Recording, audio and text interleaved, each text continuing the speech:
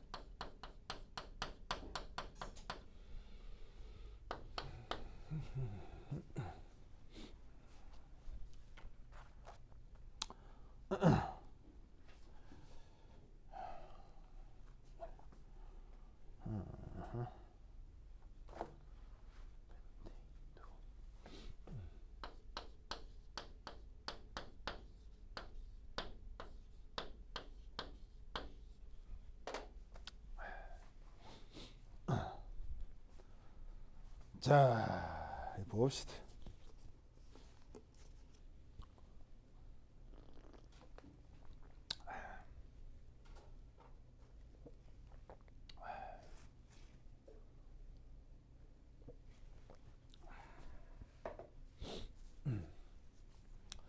자, 이름 한번 보시면 펜테인 투 온이라는 말이 있죠.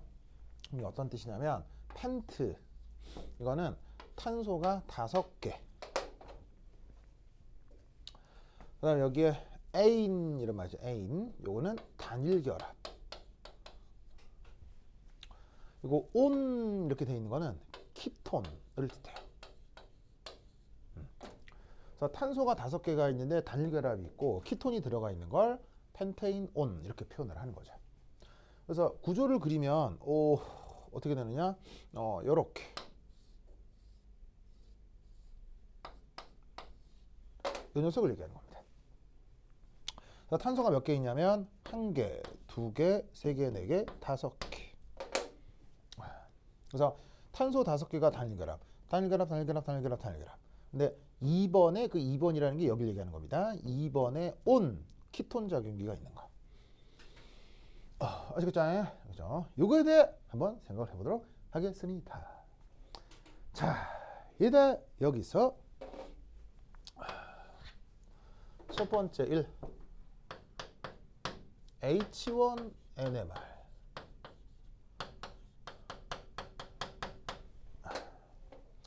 이걸 한번 생각해 보도록 하겠습니다.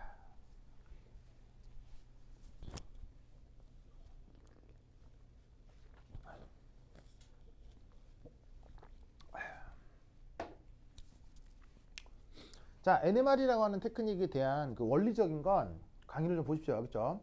그리고 아마 학교에서도 수업이 진행될 테니까 여러분들이 공부돼 있다고 생각하고 이제 분석하는 테크닉에 대해서 이제 바로 말씀을 드리겠습니다.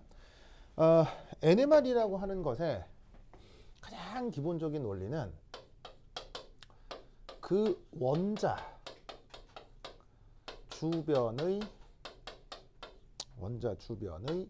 전자 밀도, 요거가 낮을수록 그 원자 주변, 그 원자의 의라고 하죠. 원자의 주변 말고 원자의 전자 밀도가 낮을수록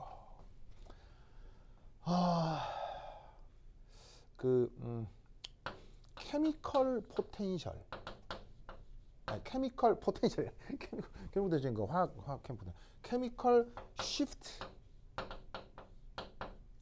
그걸 쓸 때 보통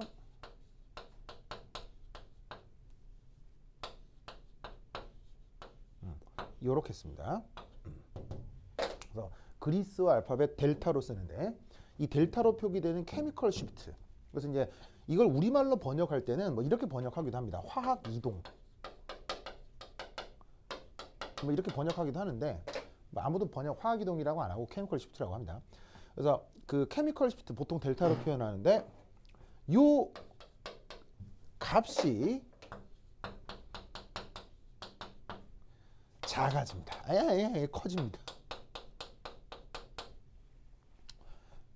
이럴 때 downfield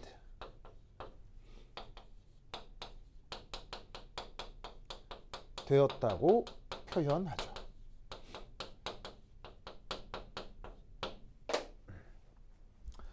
그래서 NMR이라고 하는 것에 막 구조적 특징이 있습니다. 그리고 막 양자역학적으로 NMR을 분석하는 방법인데 굉장히 어렵습니다. 그래서 막 양자역학까지 적용돼서 NMR을 공부하기 시작하면 엄청 어려운 테크닉이거든요. 근데 그것까지 할 수는 없고, 그래서 나타나는 현상을 이용해서 그 나타나는 그래프를 분석하는 거, 그런 거 정도만 하게 되는데, 그때 어떤 말이 나온다? 케미컬 시프트라는 말이 나와요. 근데 그 케미컬 시프트가 뭐냐면 그 원자의 그 전자 밀도, 이게 높냐 낮냐를 그대로 반영을 해줘요. 그래서 그 원자의 전자 밀도가 커질수록, 그 전자밀도 낮아질수록 이 케미컬 시프트 값이 커지게 되고, 이럴 때를 다운필드 됐다라고 표현을 하는 겁니다. 그럼 이제 말을 너무 많이 썼기 때문에 그냥 한번 이제 어떤 의미인지 한번 보시면 이렇게 돼요. 자, 지금 이 주어져 있는 요거에 대해서 자, 다시 한번 그리면 이렇게 돼 있고, 자, 그럼 여기에 H1이라고 하는 건 수소에 대한 어떤 분석인 거예요. 그럼 여기에 탄소도 있고 산소도 있지만 H1NMR은 그 원자라고 하는 게 지금은 요 수소 얘기는 하는 겁니다. 그래서 주어져 있는 이 그 펜테인 2온에서 그 탄소나 산소에 대한 얘기를 하는 게 아니고, 여기 붙어 있는 수소들, 그럼 수소가 어떤 애들이 있을 거냐면 여기에 수소가 있을 거고요, 여기도 있을 거고, 여기도 있을 거고, 여기도 있겠죠. 즉 이 수소들에 대한 측정을 하는 게 H1NMR이에요. 그리고 각각의 뭐 넘버링은 얘가 이제 뭐 1번, 2번, 뭐 3번, 4번, 5번이라고 합시다. 그럼 이때 그 케미컬 시프트가 값이 어떻게 되느냐? 실제 조사를 하면, 물론 여러분들이 이 값을 실제로 조사할 수는 없습니다. 조사할 수는 없고, 여러분들이 이 답안을 작성할 땐 이 조사된 케미컬 시프트를 외우고 있을 수는 없으니까 그 대략의 대소를 비교할 수 있습니다. 그렇죠? 대소. 그래서 그 대소가 어떻게 되는지를 이제 설명하기 위해서 숫자를 좀 써드리면, 얘가 2.09 정도가 나오고요, 얘는 2.45, 그 다음에 얘는 1.61, 그 다음에 얘는 0.96 이렇게 됩니다. 2.09, 2.45, 1.61, 0.09. 오케이. 자, 당연히 저 숫자를 외울 수는 없습니다. 그렇죠? 전부 다 외울 수는 없어요. 물론 그 NMR을 배우게 되면 어떤 화학적 환경의 수소가 대략 케미컬 포텐셜이 어느 정도다 라고 하는 가이드라인이 교재에 나와 있거든요. 그래서 그 교재에 나와 있으면 그 가이드라인을 보고 외우시면 되는데, 중요한 건 NMR 픽에서의 그 숫자가 그렇게 잘 들어맞는 게 아니에요. 이게 그 NMR이라고 하는 데이터에서 저 수소의 케미컬 포텐셜은 그 절대적인 값보다는 그 값들 사이에 대소 비교가 더 물리적인 의미가 있어요. 그래서 대강 나타나는 가이드라인이 있는데, 외우면 좋지, 외우면 좋은데 외울 게 너무 많아. 그렇게 치면 너무 많기 때문에 다 외우는 건 좀 무리고, 저 나와 있는 숫자들 중에 그래서 얘가 더 클 거다, 더 작을 거다, 그 생각을 해주면 된다, 이런 말이죠. 아시겠죠? 자, 그럼 이때 여기에서 저 값들을 좀 보시면,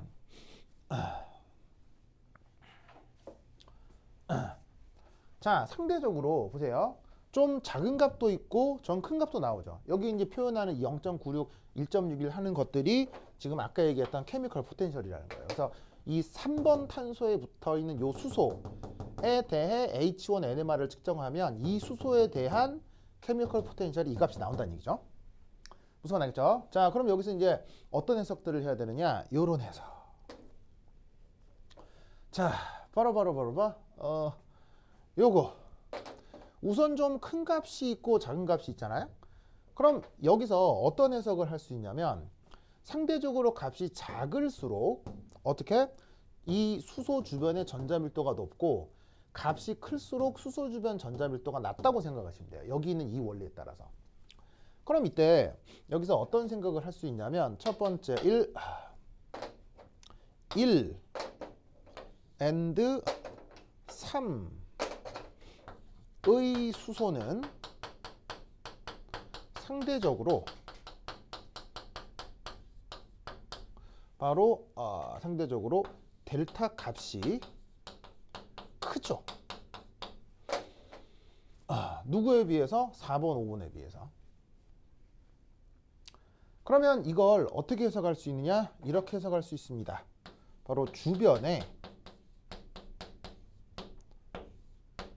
짜잔 요걸 카보닐 그룹이라고 합니다. 요게 붙어 있기 때문에 사실은 1번과 3번의 수소는 델타 값이 상대적으로 더 클 것이다. 이렇게 생각을 해볼 수가 있어요.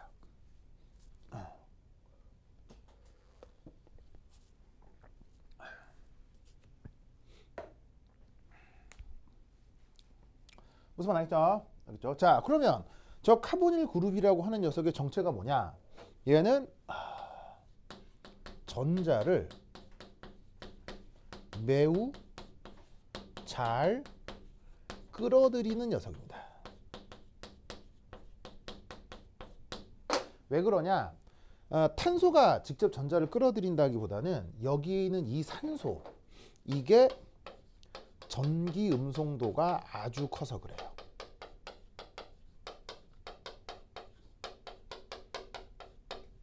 아주 커서 그래요. 그래서 이때 어떤 생각을 할 수도 있냐면 이 산소에 비공호 전자가 있고 여기서 어떤 공명 구조 하나를 생각하는데 어떤 공명 구조를 생각할 수도 있냐면 요렇게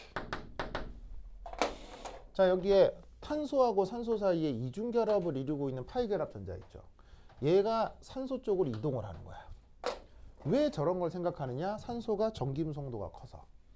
그래서 이 산소가 형식 전하가 마이너스가 되면 여기에 있는 2번 탄소가 형식 전하가 플러스가 되겠지.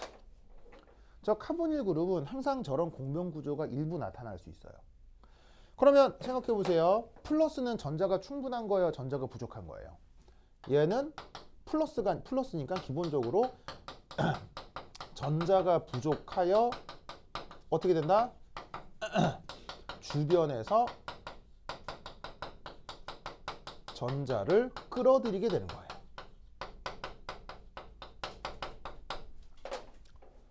그러니까 주변에 붙어 있는 1번하고 3번이 어떻게 되겠어요? 2번 탄소가 끌어들이니까 이 1번하고 3번은 전자 밀도가 낮아지게 된다 이런 말이죠. 그러면 전자 밀도가 낮으면 델타가 커진다고 했죠.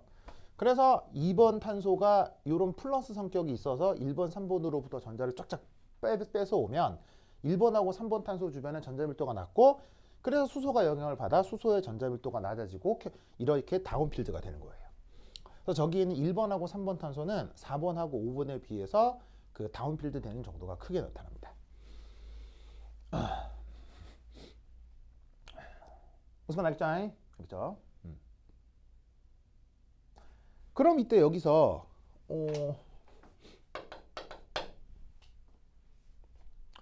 그럼에도 불구하고 1보다 3이 더 다운필드 되죠.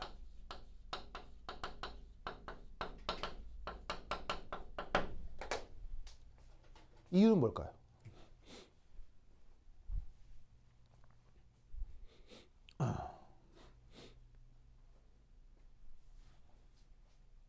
그러니까 1번하고 3번을 4, 5번과 구분할 수 있는데 근데 1, 3번 사이도 구분이 가능하다는 얘기예요. 다운필드 되는 건 다운필드 되는데 그래도 3번이 더 다운필드 되죠. 그 말은 3번이 전자밀도가 더 높다는 얘기가 더 낮다는 얘기예요. 3번이 전자밀도가 더 낮다는 얘기죠. 무슨 말 알겠죠? 왜일까요? 여기가 뭘까요?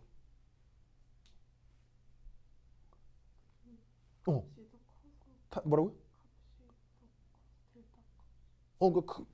큰 게 다운필드 된 거거든요. 왜 커지냐고요. 3번의 델타 값이 왜 크냐고요. 그러니까 델타가 크다와 다운필드 된다는 필요 충분 조건이 같은 말이거든요. 같은 말이니까 이을 수가 없는 거죠. 그러니까 다른 말을 대야지. 무슨 말이죠? 예를 들면 여경이는 연예인이에요. 왜? TV에 출연했으니까요. 그럼 여경이는 왜 TV에 출연했을까요? 연예인이니까요. 뭐 이렇게 대답하는 거랑 같은 거니까. 이렇게 뭐 숫자가 커서 다운필드 이건 이유가 될 수 없는 거지 여기야. 그죠? 그래. 화난 거 아니죠 여경아? 아 그래요? 나 그거 그 짤 보고 너무 놀래가지고 그 여경이 이게 TV에 나온 거 사진이 이렇게 있더라고요. 너무 막 감동되어서 해가지고 근데 아는 사람이 TV에 나와. 옛날 노래 중에 이런 노래가 있었어. 텔레비전에 내가 나왔어. 주영아 그 노래 알아요? 그렇지. 자 어쨌거나 왜 3번이 더 다운필드일까요?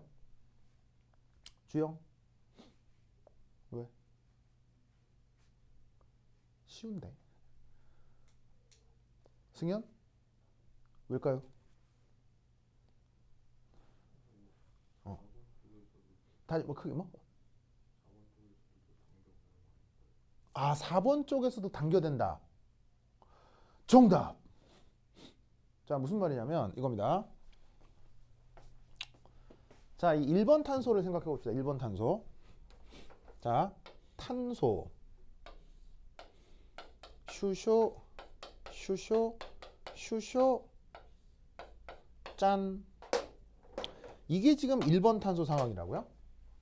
1번 탄소 주변엔 수소하고 카보닐 그룹이 있죠. 그죠? 근데, 요 3번 탄소 주변엔 이렇게 있죠. 이거 아시겠어요? 요건 4번 탄소고요. 맞나요? 그럼 잘 봐요. 1번하고 3번을 중심으로 카본일 똑같죠. 수소 똑같죠. 결정적으로 다른 건 뭐예요? 여기는 수소가 더 있는데 여기는 탄소가 있는 거죠. 무슨 말 나겠죠? 그러면 이때 여러분 수소의 전기음성도 얼마죠? 수소의 전기음성도. 수소의 전기음성 얼마예요? 2.2. 탄소의 전기음성도 얼마예요? 2.55. 무슨 말 나겠죠? 그럼 잘 봐. 다 똑같고 차이 나는 부분을 보면 얘보다 얘가 전기음성은 더 크잖아. 그러니까 어떻게 되냐면 이쪽에 전자 밀도가 더 낮을 수밖에 없다 이런 얘기예요. 그래서 그게 수소한테 영향을 주고 수소 역시 전자 밀도가 낮아지는 거죠. 무슨 말 나겠죠? 그래서 저렇게 그 키톤을 중심으로 양쪽에 그냥 1번하고 3번 탄소를 비교할 때 3번의 탄소가 더 붙어 있잖아요. 그럴 경우에 이쪽에 전자 밀도가 낮아져서 이 수소가 더 다운필드 되는 경향성이 있습니다. 알겠죠? 그죠? 자다. 그 다음. 자, 여기 저거 되겠어요? 여기 저거 되겠어요?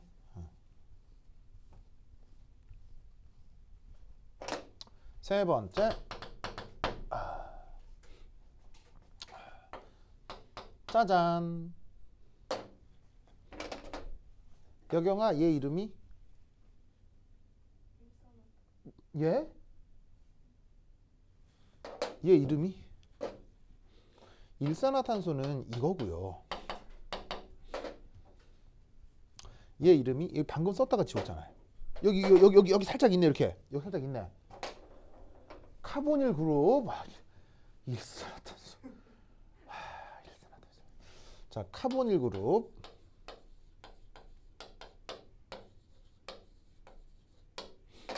여기에서 가장 멀리 떨어진 가진 누구? 5번의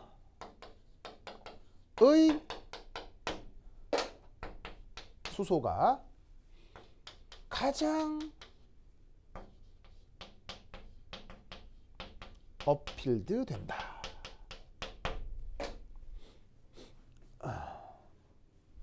어필드 된다.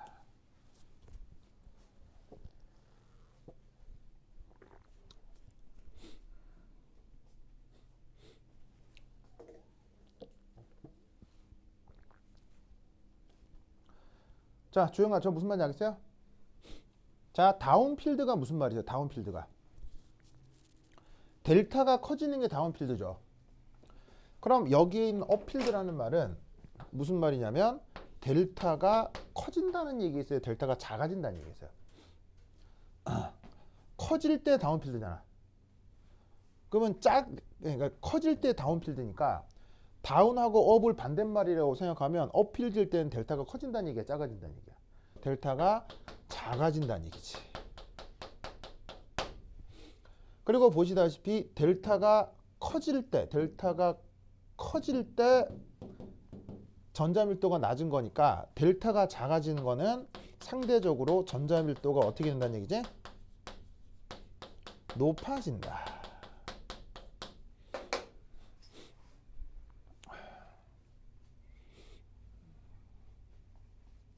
높아진다.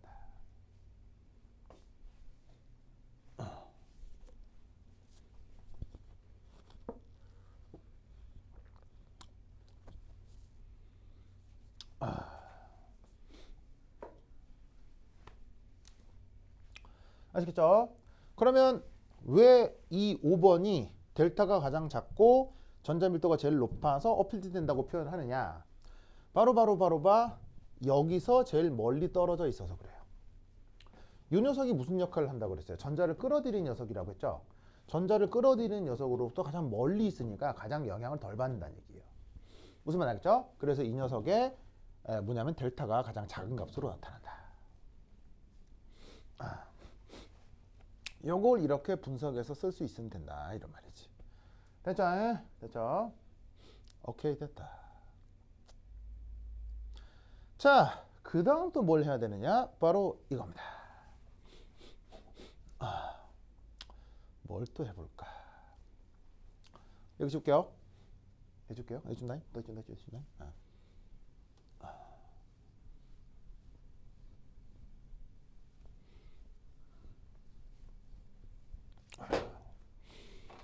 자, 그 다음 이 제목을 뭐로 하지? 제목을 뭐로 할까? 잠깐만요. 제목 좀 찾을게요. 제목을 뭐로 하지? 뭐로 할까?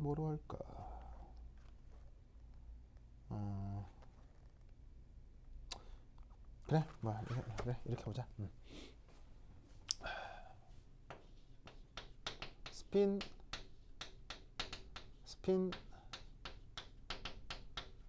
스플리팅.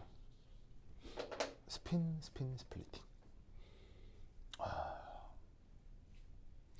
그래서 이제 번역은 스핀은 스핀이고 스플리팅은 이제 갈라짐 이렇게 번역을 하는데.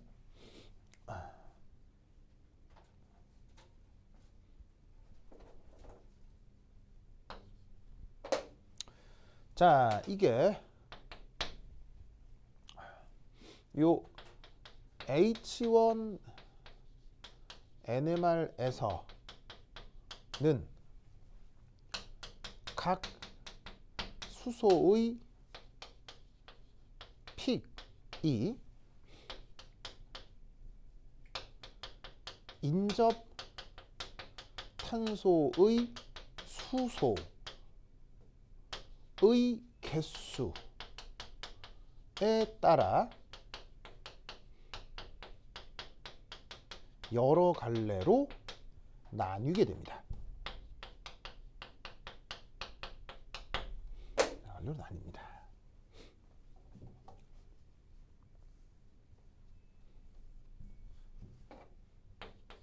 그럼 왜 나뉘느냐? 요것은 NMR 이론 강의를 좀 살펴보시고요. 결론적으로는 나뉘어진다만 외워도 문제 푸는 데 큰 문제가 없어요. 그렇죠? 그래서 이것만 기억하시면 돼요. 그래서 중요한 게 바로 n 플러스 1 룰이라고 하는 게 있거든요. n 플러스 1 룰.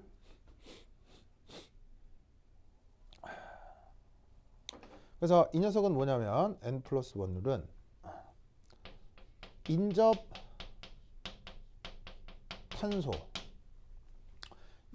탄소의 수소 개수가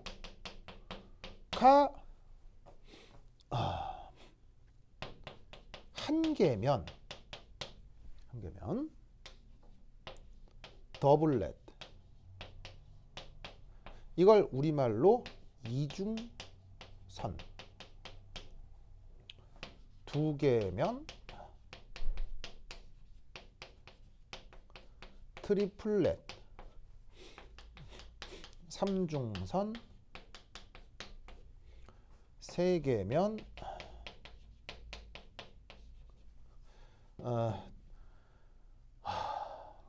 2, 3, 4, 콜텟, 우리말 번역으로 사중선.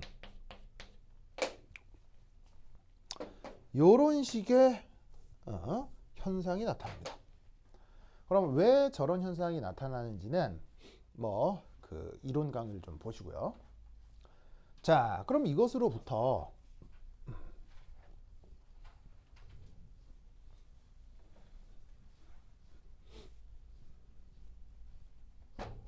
자, 여기 있는 예를 들어 2.09. 자, 2.09는 보시다시피 이 스핀 스플리팅을 따질 때는 반드시 인접 바로 옆에 붙어있는 탄소만 생각하시면 돼요. 그렇죠? 바로 옆에 붙어있는 탄소. 그러면 얘 입장에서 바로 옆에 붙어있는 탄소가 누구예요? 2번 탄소죠. 그런데 여기에는 지금 수소가 있어요? 없어요? 수소가 전혀 없죠. 수소가 전혀 없기 때문에 이럴 경우는 갈라지질 않는 거예요. 그래서 2.09로 나타난 이 수소는 싱글렛으로 나타납니다. 우리말 번역은 단일선.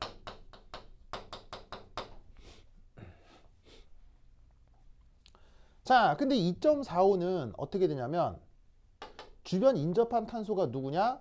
2번하고 4번이 있죠. 근데 2번에는 수소가 없죠. 근데 4번에는 수소가 몇 개 있어요? 2개가 있죠. 2개. 그게 영향을 줘서 이 3번에 있는 두 수소는 이 인접탄소 2개가 영향을 줘가지고는 얘는 트리플렛이 됩니다. 이 2개의 수소의 픽은 3개로 갈라져서 나옵니다. 삼중선이 돼요. 자, 그 다음 여기에 있는 0.96. 이놈 역시 인접한 탄소가 얘밖에 없죠. 그럼 인접한 탄소의 수소가 몇 개 있어요? 역시 2개 있죠. 2개 있으니까 얘 역시 트리플렛으로 갈라집니다.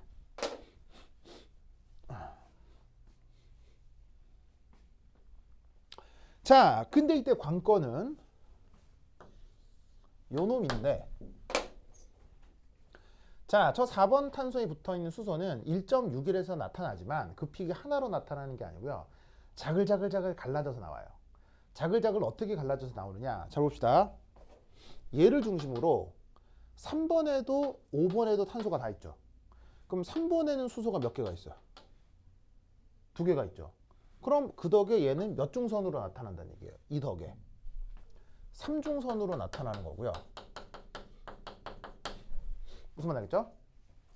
그런데 얘는 이 옆에 수소가 몇 개 있어요? 이 옆에 수소가 3개가 있죠. 그럼 3개 때문에 몇 중선이 되겠어요? 이때는 4중선이 나타나는 거예요. 근데 놀랍게도 4번에 3번 탄소의 수소가 영향을 주는 것, 4번에 5번 탄소의 수소에 영향을 주는 것, 이 영향의 정도가 달라요.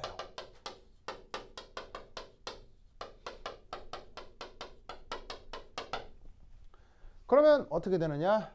여기 있는 3중선하고 4중선이 어떻게 나타나냐? 3중선일까요? 4중선일까요? 바로 3중선과 4중선이 곱하기로 나타납니다. 3중선과 4중선이 곱하기로 나타난다. 이 말이 무슨 말일까요? 자글자글자글해진다는 얘기. 무슨 말이겠어요? 자글자글자글해진다. 자, 이게 무슨 말이냐? 이렇게 됩니다. 그러면 여기서 요 스핀 스플리팅에서 세 번째 바로 델타 이퀄 1.61 요거의 분석을 좀 해보도록 하겠어요.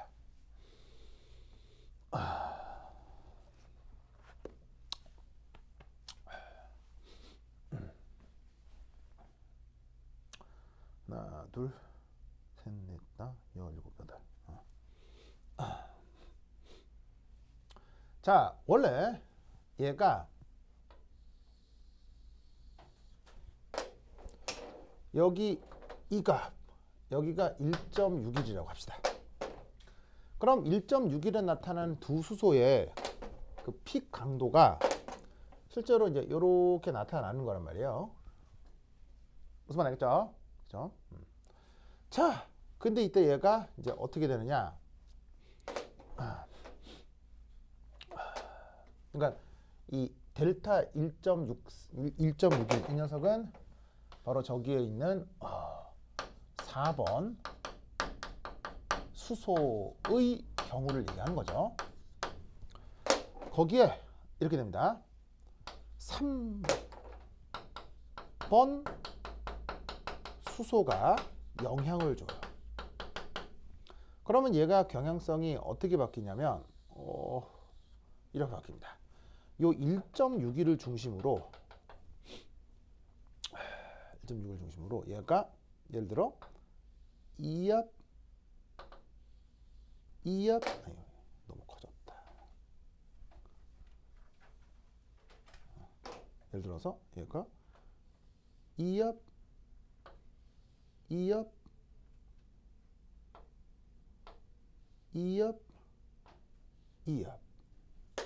픽이 이렇게 바뀌는 거예요. 아니 4번 예를 들어 4번 수소의 영향으로 픽이 이렇게 바뀌어요. 자, 이렇게 되는 걸 우리가 뭐라고 부른다고요? 이 현상을 바로 이제 뭐냐면은 얘를 네 개니까 콜텟이라고 하는 거죠. 그러니까 원래 1.61의 픽이 하나가 나와야 되는데 그게 만약에 4번 5번 미안. 지금 4번 탄소의 수소 얘기를 하고 있는데 그 녀석 옆에 5번 탄소에 수소가 3개가 있잖아요. 그러면 이 5번 수소가 지금 몇 개? 3개이기 때문에 자, 콜텟이라고 하는 건 4인데 그게 5번 탄소에 붙어 있는 수소가 3개라서 거기에 1이 더해진 만큼 픽이 갈라진다. 이렇게 생각을 해주면 돼요. 그리고 이때 여기서 이게 갈라진 비율은 1대 3대 3대 1로 픽의 크기가 갈라지게 됩니다. 그리고 여기에 있는 1대 3대 3대 1 얘네들을 다 더하면 보세요. 1 더하기 3 하면 4 얘는 이게 4니까 원래 이 픽의 크기를 8이라고 했을 때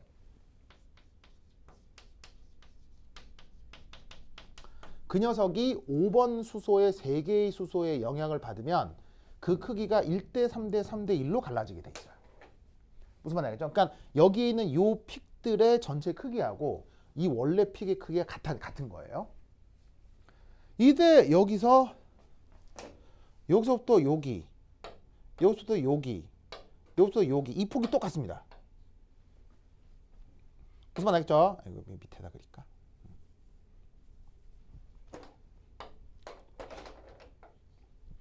바로 여기서부터 여기 요 폭이 똑같아요. 똑같아야 돼요. 1이라도 다르면 안 돼. 이때 이 폭의 크기를 J라고 보통 쓰고 지금은 4, 5라고 쓰겠습니다. 4, 5. 이게 이제 바로 뭐냐면 바로 커플링 컨스턴트라고 해요. 우리말 번역은 짝지음 상수라고 하는데 그 짝지음 상수가 지금 뭐냐? 바로 5번 수소가 4번 수소에 영향을 주는 정도를 얘기합니다.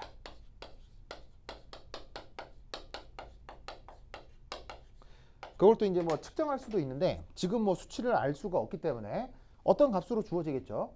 그 값으로 지금 똑같이 등 간격으로 1대 3대 3대 1로 원래 8짜리 빅이 딱 분리가 되게 돼 있어요.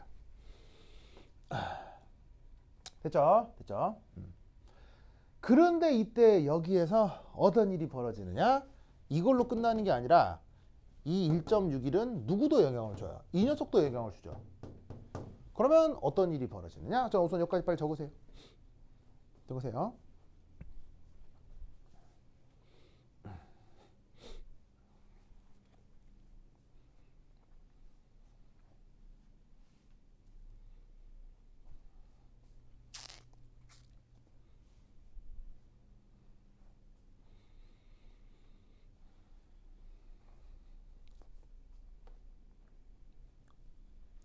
자, 저까지 적으세요.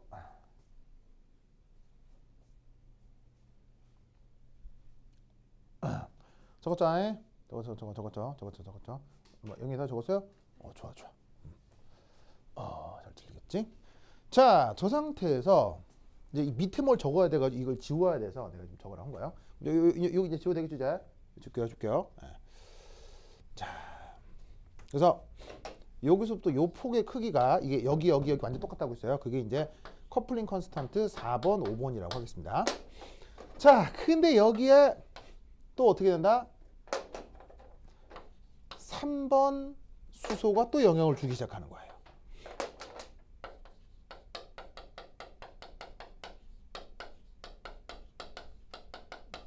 그런데 3번 수소가 지금 몇 개 있어요? 3번 수소는 지금 몇 개 있어요?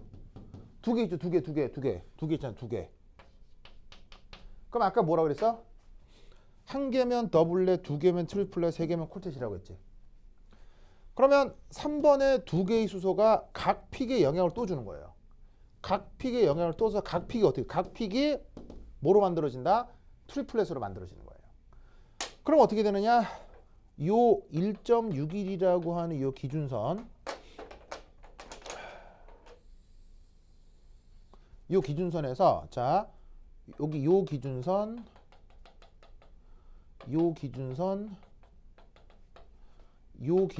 그대로 지켜요. 그대로 지킨 상태에서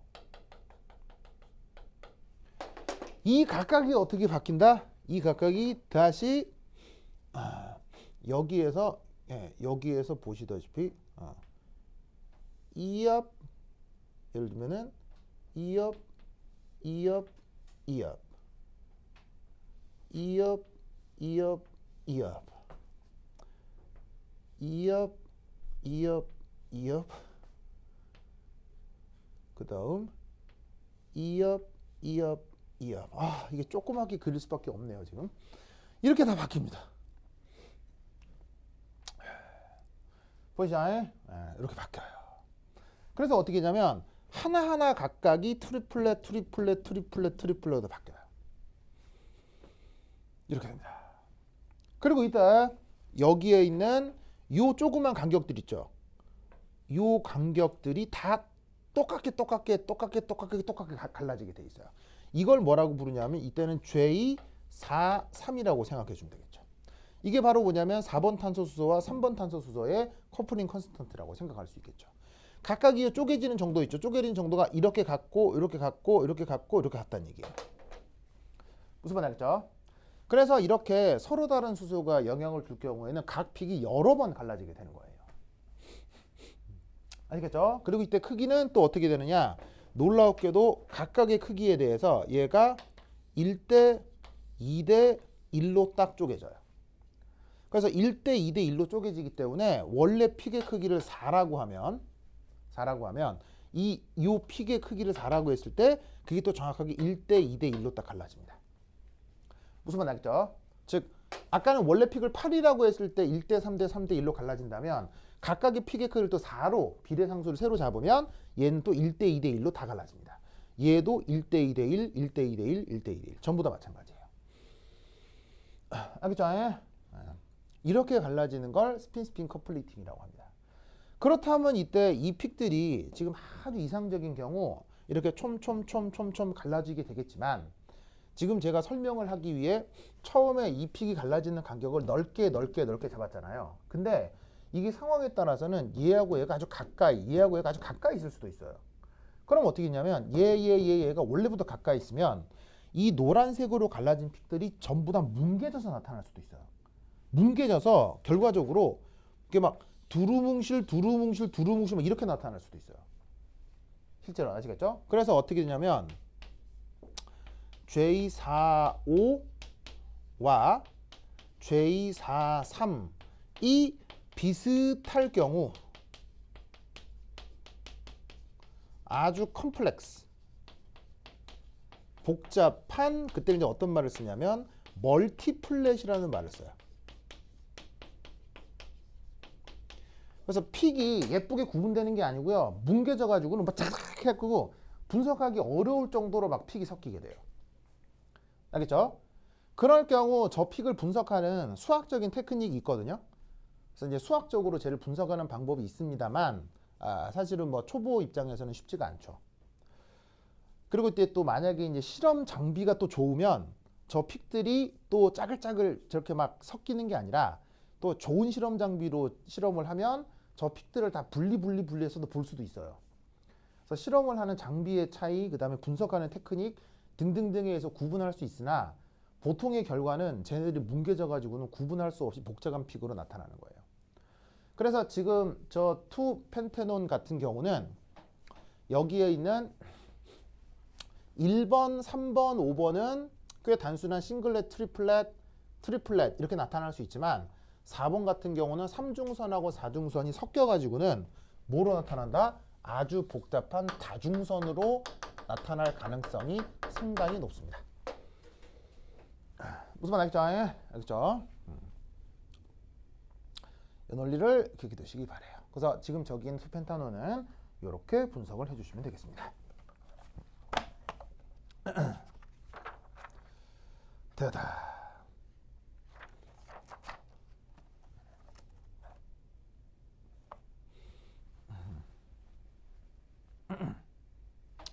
됐죠? 됐죠? 다 썼어요? 썼어요? 자, 두 번째는 자, 일단 준다. 다 줄게요. 다 준다. 준다.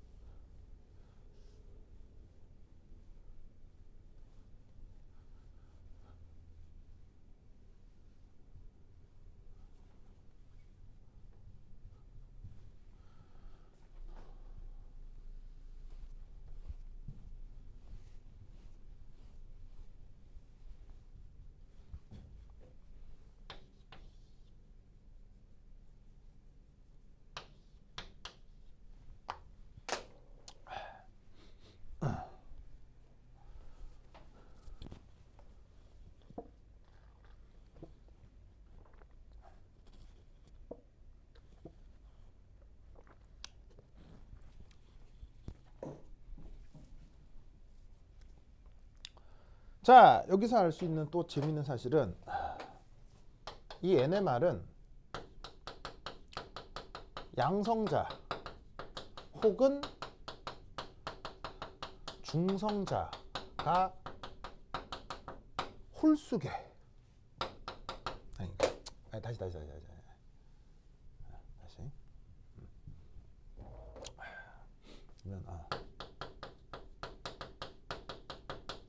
질량수가 홀수면 측정이 가능합니다. 질량수가 홀수면 측정이 가능합니다. 이 말은 무슨 말이냐면 자, H1의 질량수는 얼마예요? 1이죠. 1. 그러면 수소 1은 저런 식의 NMR 측정이 어떤 이유 때문에 가능하다는 얘기입니다. 그러면 수소만 가능하냐? 아니에요. 저렇게 양성자가 됐건 중성자가 됐건 그게 또 전체 개수가 홀수계가 되면 또 측정이 가능하기 때문에 탄소의 동위원소 중 13위 저 NMR 측정이 또 가능합니다. 그래서 이때 이 NMR로 역시나 구조 내 각 탄소의 전자 밀도 역시 측정이 가능하다.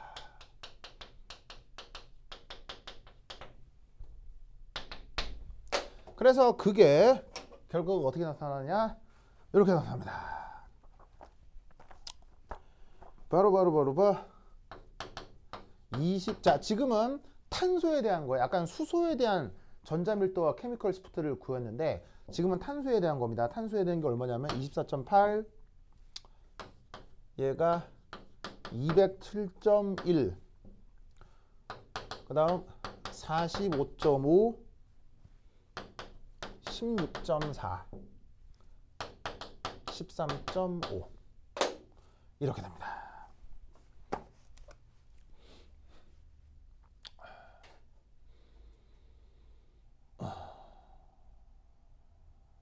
자, 우선 첫 번째 알아두실 건 델타의 경향성이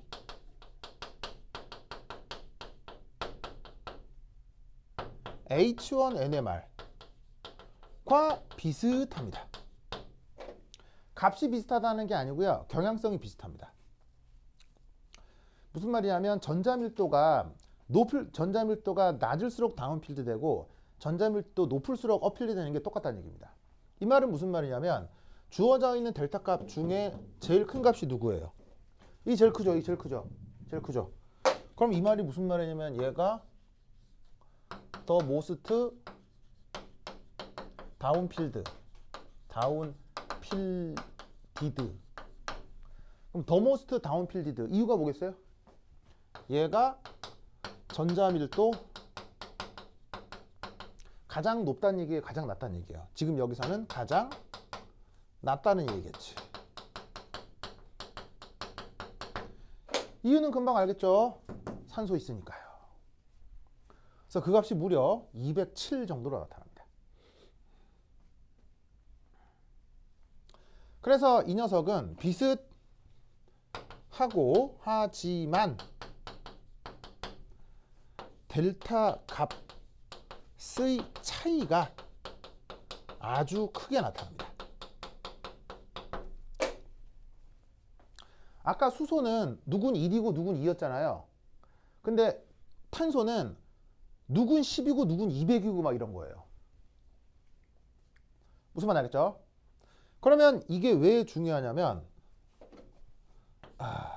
C13 NMR 픽은 서로 겹치질 않습니다. 그래서 분석이 매우 편리해요.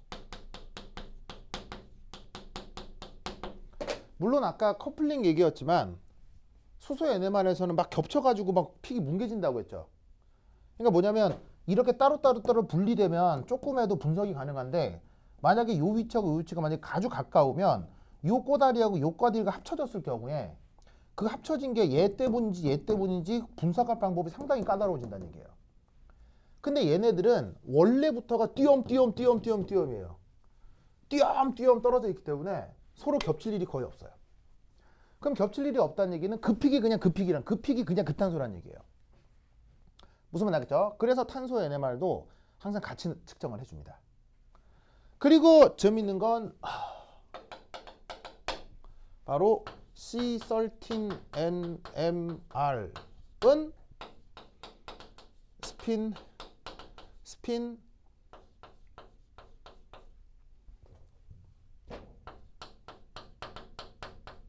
스플리팅이 없어요. 이 말은 무슨 말이냐면 얘는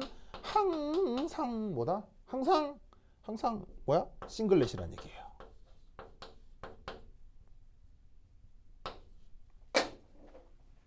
왜 항상 싱글렛이냐? 자연계의 탄소 13은 매우 희박하죠. 그래서 분자 구조 내에 C13이 구조적으로 연속해서 나타나기가 아주 어렵기 때문입니다. 탄소 13은 탄소 13의 그 NMR을 측정을 하는 건데 확률적으로 탄소 13이 1번에 있을 수도 있고 2번, 3번, 4번, 5번에 어디나 있을 수 있죠. 그런데 탄소 13은 자연계에 0.01%밖에 없거든요. 0.01%밖에 없으니까 그 탄소 13 하나가 여기 있거나 여기 있거나 여기 있거나 그러니까 5개 자리 중에 하나만 탄소 13인 거지. 만약에 탄소 13이 여기도 있고 여기도 있다. 그럼 그럴 확률은 0.01 곱하기 0.001 곱하기 0.001이니까 두 개가 동시에 들어갈 확률은 0.00001 이렇게 되잖아. 그러니까 한 분자 안에 탄소 13이 두 개, 세 개 있을 확률은 거의 존재하지 않는 거예요. 그러다 보니까 탄소 13은 어느 탄소마다 하나씩밖에 없어요. 그냥 하나씩밖에 확률적으로. 그래서 탄소 13 NMR은 커플링이 없어요. 알겠죠? 그러니까 모두 다 단일렛으로 싱글렛으로 나타나니까 역시나 분석하기 좋은 거죠. 알겠죠? 모두 다 싱글렛 그래프가 그냥 쫙쫙쫙쫙 이렇게 아주 예쁘게 나와요. 알겠죠? 그래서 결국 탄소 13 NMR은 바로 네 번째 구조 내 서로 다른 탄소의 존재를 확인할 수 있습니다.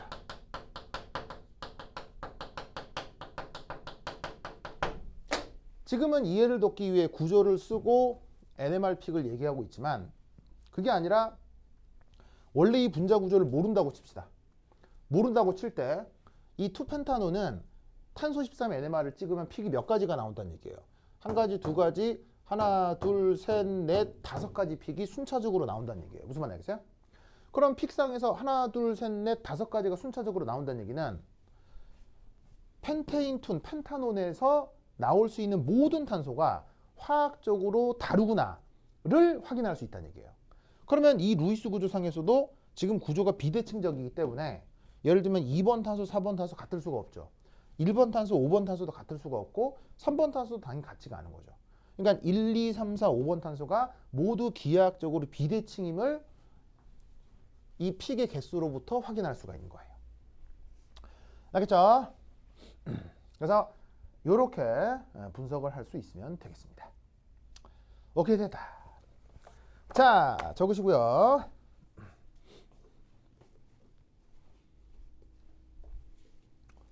자, 다 적었어요?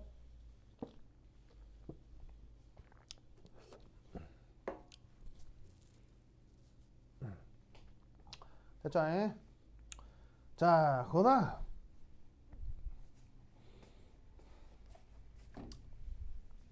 준다. 준다. A2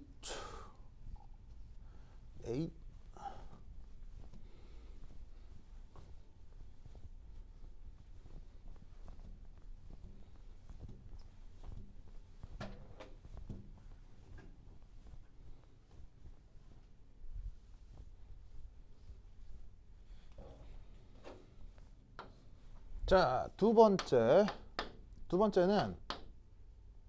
1,3 다이 브로모 메탈타 프로파 프로페인 루이스 구조가 짜잔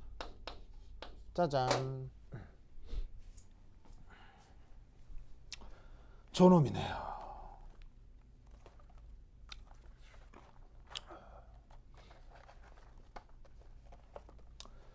됐죠? 자, 그럼 이때 넘버링을 하자면 이 1번이고 2번이고 3번이라 1번하고 3번에 브로마이드가 2개 있는 탄소색의 프로페인이라는 얘기죠. 자, 이것에 대해 마찬가지로 1 H1NMR 어떻게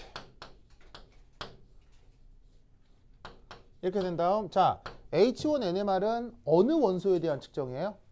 H1NMR은 어느 원소에 대한 측정이에요? 수소에 대한 측정이죠. 그럼 그 수소가 여기도 있고 여기도 있고 여기도 있지 않겠어요? 그죠? 여러분 안 지워도 돼요. 나만 좀 밑에 적을게요.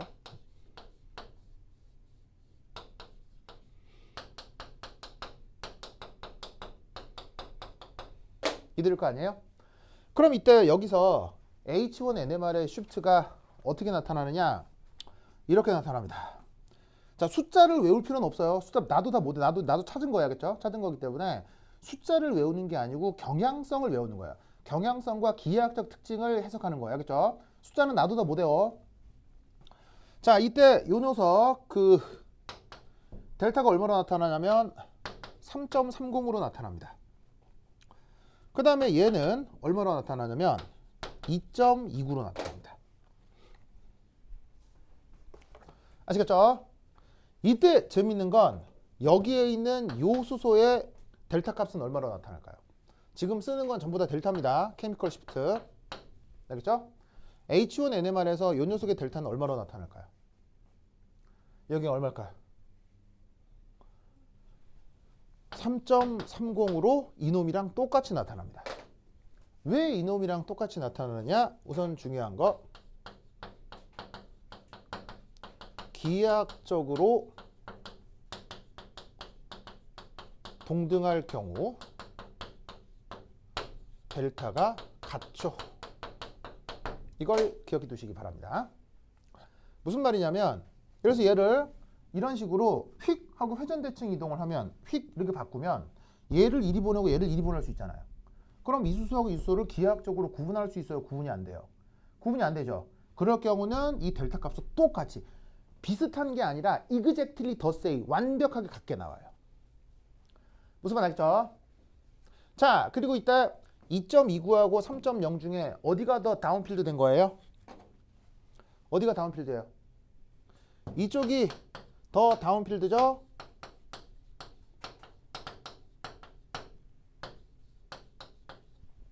왜 얘가 더 다운필드예요? 바로 이 브로마이드가 전기 음성도가 커서 그렇죠. 그러니 요 주변이 전자 밀도가 낮은 거고요. 그래서 어떻게 된다? 요 수소보단 얘가 델타가 더 크고 다운필드 된 걸로 나타나는 거예요. 이런 식으로 주변에 전기 음성도 큰 게 붙어 있으면 확실히 다운필드 되고 전자 밀도는 떨어집니다. 아시겠죠? 자, 그 다음 해야 될 건 뭐죠? 바로 픽이 갈라지느냐죠? 그거 봐야 되겠죠? 자, 그럼 이때 얘 픽이 몇 개로 갈라지겠습니까? 주변 탄소에 수소가 있으면 픽이 갈라지는 거죠? 주변 탄소에 수소가 몇 개 있어요? 주변 탄소에 여기가 수소 몇 개 있어요? 2개 있죠? 2개 있으면 무슨 넷? 트리플렛. 2개면 3개. 그러니까 하나가 더 많아지는 갈라짐이 이루어지는 거예요. 주변 탄소가 수소가 2개 있으니까 얘는 트리플렛이 됩니다. 무슨 말 알겠죠? 그럼 그건 당연히 이놈도 얘하고 상황은 같겠어요? 다르겠어요? 완전히 똑같겠지. 얘 역시 트리플렛입니다. 알겠죠? 근데 3.30, 3.30에서 똑같게 나타나기 때문에 이 수소하고 이 수소의 픽은 구분이 안 됩니다. 그러면 이때 여기에 있는 2.29는 몇 개로 갈라지겠어요? 몇 개로 갈라지겠어요? 자, 얘 주변에 수소가 몇 개 있습니까? 2개 있죠. 그런데 여기 또 2개 있죠. 그럼 사실 얘가 이것 때문에도 갈라지고 이것 때문에도 갈라지잖아요. 그런데 얘가 얘한테 주는 영향하고 얘가 얘한테 주는 영향이 같겠습니까? 다르겠습니까? 이것도 똑같다고요. 기하학적으로 동등하면 전자밀도도 똑같아요.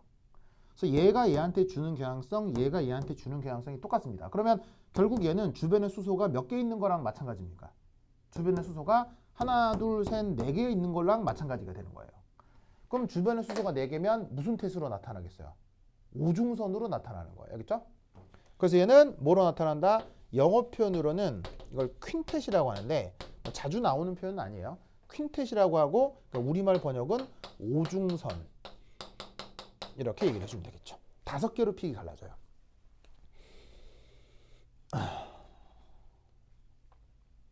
알겠죠? 자, 그럼 또 마찬가지로 이 또 누구 내볼까요? 탄소 13 NMR. 자, 마찬가지로 이때는 탄소 13 NMR은 누구에 대한 전자 밀도를 측정하는 거예요? 탄소 13 NMR은 그냥 탄소의 전자 밀도를 측정하는 거야. 그렇죠? 그때의 델타 값이 얼마로 나타나느냐? 외울 수는 없지만 경향성을 좀 보시면 얘가 보시다시피 얘가 31.3, 얘가 31.3, 얘가 37.9 이렇게 나타납니다.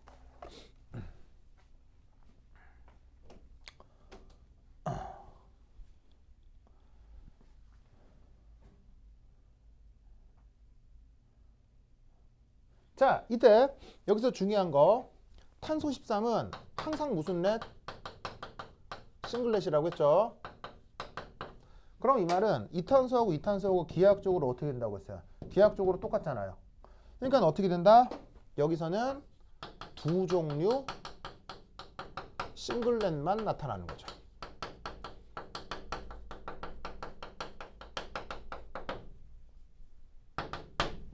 자, 이때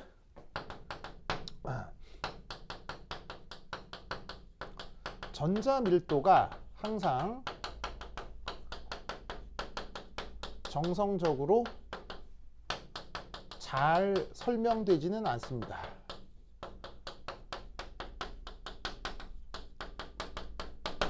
자, 오히려 어디가 다운필드 되냐면요. 이쪽이 다운필드가 되는데 이 두 탄소에 브로마이드, 전기음성도가 큰 브로마이드가 붙어 있기 때문에 얘가 좀 다운필드 될 수 있을 것 같죠. 그런데 묘하게도 오히려 이쪽이 다운필드가 되는데 굳이 설명을 하자면 브로마이드가 가지고 있는 이 비공호 전자 있죠. 이 비공호 전자와 또 사실 브로마이드 정도면 전기음성도가 탄소랑 또 비슷해져요. 비슷해지면서 여기 있는 탄소의 전자 밀도가 브로마이드 쪽으로 많이 빼앗기지 않을 수 있는데 그런 것 등의 영향에 의해서 다운필드 되는 정도가 좀 영향을 반대로 받을 수도 있어요. 그래서 모든 그 NMR 픽에 대해 전자 밀도를 다 해석할 수 있는 건 아니고요. 이런 경우는 그냥 어떤 정보만 확인을 할 수 있으면 되겠어요. 그래프상에서 두 종류 싱글렛만 나타난다. 이것으로부터 구조 안에 화학적으로 서로 구분될 수 있는 탄소가 두 가지다. 이놈하고 이놈은 동등하고 이런 정도만 생각을 할 수 있으면 되겠습니다.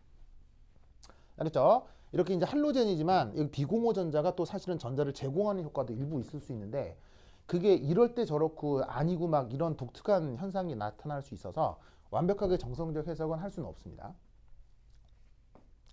됐죠? 됐죠? 이 논리를 꼭꼭 기억해 두시기 바랍니다. 오케이, 됐다. 그러면 자, 필기 마무리 하시고요. 또 10분 쉬었다 하도록 하겠습니다. 화장실 갔다 오세요.